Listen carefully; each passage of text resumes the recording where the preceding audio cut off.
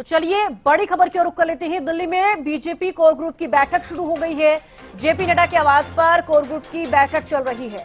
हरियाणा विधानसभा चुनाव को लेकर कोर ग्रुप जो है मंथन करता हुआ देखिए इस बैठक में नजर आ रहा है। बैठक में केंद्रीय गृह मंत्री अमित शाह भी शामिल हैं। सीएम नायब सैनी, केंद्रीय मंत्री मनोहर लाल बैठक में शामिल हैं। कुलदीप बिश्नोई, राव इंद्रजीत भी इस बैठक में मौजूद हैं। बैठक में पूर्व गृह मंत्री अनिल विज भी शामिल हैं। तो देखिए सीईसी की बैठक से पहले ये बीजेपी की कोर ग्रुप की जो बैठक होनी थी वो शुरू हो गई है। बड़ा अपडेट आपको दे रहे हैं। दिल्ली में बीजेपी कोर ग्रुप की बैठक शुरू हो गई है। जेपी नड्डा के आवास पर ये कोर ग्रुप की बैठक जो है चल रही है। हरियाणा विधानसभा चुनाव को लेकर जो कोर ग्रुप है वो मंथन कर रहा है। इस बैठक के दौरान सीएम नायब सैनी, केंद्रीय मंत्री मनोहर लाल बैठक में शामिल हैं और साथ ही आपको बता दें कि कुलदीप बिश्नोई, राव इंद्रजीत भी इस बैठक में मौजूद हैं। बैठक में पूर्व गृह मंत्री अनिल विज भी शामिल है। तो इस बैठक में देखिए फिर से प्रत्याशियों को लेकर जो पैनल बनाया गया है उस पर विचार विमर्श मंथन किया जा रहा है। लगातार बीजेपी हरियाणा लगातार बैक टू बैक देखिए बैठकें कर रही है प्रत्याशियों को लेकर। अब सीईसी की जो बैठक होगी उस दौरान प्रत्याशियों का जो पैनल है 25 उम्मीदवारों की लिस्ट जो है आ सकती है, ये कयास लगाए जा रहे हैं सीईसी की बैठक के बाद। तो उससे पहले देखिए पैनल सीईसी के पास जाए उससे पहले एक बार फिर से गहन चिंतन मंथन जो है बीजेपी करती हुई दिल्ली में नजर आ रही है, क्योंकि कांग्रेस माफ कीजिएगा बीजेपी की जो कोर ग्रुप की बैठक है वो चल रही है। आपको बता दें कि कुलदीप बिश्नोई, राव इंद्रजीत भी इस बैठक में मौजूद हैं। बैठक में पूर्व गृह मंत्री अनिल विज भी शामिल हैं। सीएम नायब सैनी, केंद्रीय मंत्री मनोहर लाल इस बैठक में शामिल हैं। और आपको ये भी बता दें कि जेपी नड्डा के आवास पर यह कोर ग्रुप की मीटिंग जो है चल रही है। तो दिल्ली में बीजेपी कोर ग्रुप की बैठक शुरू हो गई है। बड़ी जानकारी आपको दे रहे हैं। तो देखिए कोर ग्रुप की बैठक शुरू हो गई है, ये बड़ा अपडेट आपको दे रहे हैं। हालांकि 10 बजे का समय रखा गया था, तकरीबन 1 घंटे बाद देखिए बैठक शुरू हुई है और जेपी नड्डा के आवास पर यह बैठक हो रही है, जहां पर आपको बता दें कि सीएम नायब सैनी भी शामिल है, केंद्रीय मंत्री मनोहर लाल भी शामिल हैं और साथ ही कुलदीप बिश्नोई, राव इंद्रजीत भी इस बैठक में मौजूद हैं।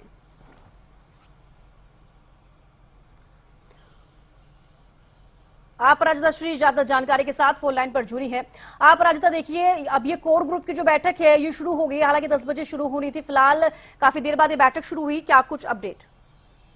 बिल्कुल देखिए भारतीय जनता पार्टी की कोर ग्रुप की बैठक शुरू होती है। हालांकि बिल्कुल समय दिया था, मगर देखिए कंगना की मुलाकात करने के लिए पहुंची थी जेपी नड्डा से। कुछ समय पहले भी उन्हें बुलावा आया था कि जेपी नड्डा से वो मुलाकात करें, उन्होंने मुलाकात भी करी थी। क्योंकि कुछ समय पहले उन्होंने किसानों को लेकर जो टिप्पणी की थी, जिसको लेकर के काफी विवाद का कारण वो बन गया था वो टिप्पणी, जिसको लेकर के कंगना रनौत पहुंची और उन्होंने मुलाकात किया है। अभी उनकी मुलाकात खत्म हो चुकी है गृह जेपी नड्डा से। अब जो बैठक कह सकते हैं कोर ग्रुप की बैठक वो शुरू हो चुकी है। अभी से थोड़ी देर पहले बैठक शुरू हुई है। इस बैठक में अगर मूलतः बात की जाए तो इस बैठक की अध्यक्षता जेपी नड्डा कर रहे हैं। इसके अलावा गृह मंत्री अमित शाह मौजूद है, केंद्रीय मंत्री मनोहर लाल, केंद्रीय मंत्री धर्मेंद्र प्रधान, सतीश पूनिया, सुरेंद्र नागर, चुनाव सह प्रभारी विप्लव देव, इसके अलावा मोहनलाल बड़ौली, मुख्यमंत्री नायब सिंह सैनी पहुंचे हुए हैं। अभयनाथ शर्मा, सुधा यादव, कृष्णपाल गुर्जर, कुलदीप बिश्नोई, राव इंद्रजीत मौजूद है, अनिल विज मौजूद है, सुधा यादव मौजूद है और भी कई नेता। ओपी धनखड़ भी अभी से कुछ समय पहले पहुंचे हैं। तो कई और नेता, जितने भी कोर ग्रुप के जितने भी सदस्य हैं, सभी इस बैठक में मौजूद हैं।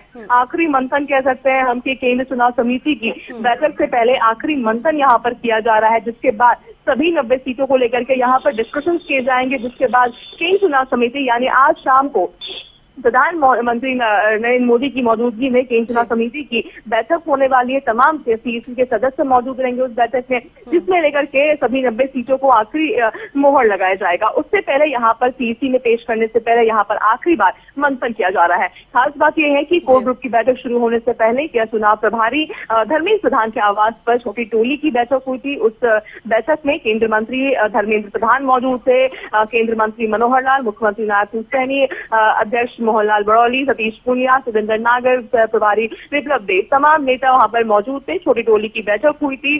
प्रदेश के स्तर पर आखिरी बैठक उसे कह सकते हैं कि किया गया था, रिविजन किया गया था, तमाम चीजें उसमें देखी गई थी। जिसके बाद अब कोर ग्रुप की बैठक हो रही है। गृह मंत्री अमित शाह, जेपी नड्डा मौजूद है।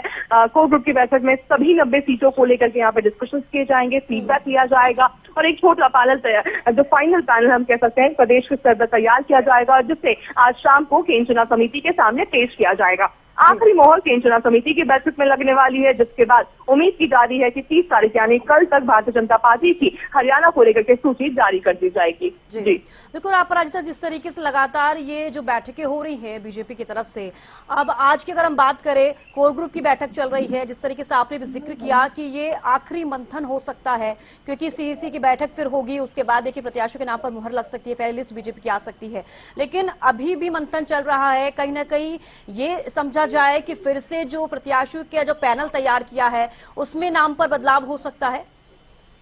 जी बिल्कुल, देखिए चूंकि अगर हम प्रदेश स्तर पर बात करते हैं तो बिल्कुल मोहनलाल बड़ौली के द्वारा, अध्यक्ष के द्वारा कहा गया था कि प्रदेश के स्तर पर हर एक मंत्री, हर एक मौजूदा विधायकों का नाम ऐड किया गया है, उसमें कोई भी कटाई छटाई नहीं हुई है। वहीं देखिए सूत्र की माने तो कहा जा रहा है कि युवा चेहरों को मौका दिया जा सकता है। तो देखिए अगर युवा चेहरों को मौका दिया जाता है तो ये कहीं ना कहीं खुद में सिद्ध हो जाता है कि जो मौजूदा विधायक हैं, मौजूदा मंत्री हैं, उनमें से किसी की टिकट कट सकती है। साथ ही देखिए कुछ ऐसे भी मंत्री हैं जो अपने परिवार के जनों को चाहते हैं कि उन्हें टिकट मिले, तो बिल्कुल अगर उन्हें मौका दिया जाता है तो बिल्कुल मौजूदा विधायकों की टिकट कट सकती है। या पिछली बार जब 2019 में विधानसभा चुनाव में जब उन्हें टिकट दी गई थी और वो हार गए थे, उनकी भी टिकट कट सकती है। जिसके अगेंस्ट एंटी इनकम्बेंसी है, ये तमाम चीजें हैं, उनके अगेंस्ट भी जो टिकट कटती भी नजर आ सकती है। तो देखिए बिल्कुल प्रदेश के स्तर पर करीब 4 कुछ ऐसे पैनल हैं जिसमें केवल एक ही नाम डाले गए हैं। 15 से 20 कहे जा रहे हैं कि ऐसा पैनल है जिसमें केवल एक नाम डाला गया है। वहीं कुछ पैनल ऐसे भी हैं जिसमें